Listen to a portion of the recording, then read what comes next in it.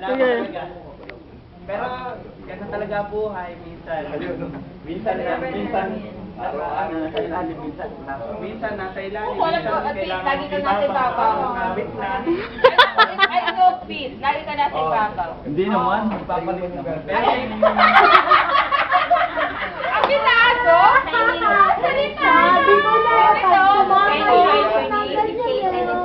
Speech. Sure. Guys, thank you talaga sa mga happy moments na mga pinagsamahan. No. You can make it the next. Speech English!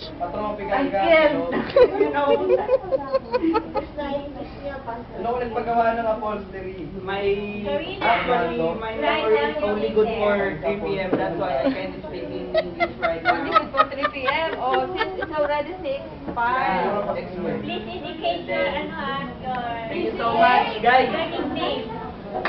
I don't Salamat know sa inyo. your name, PJ.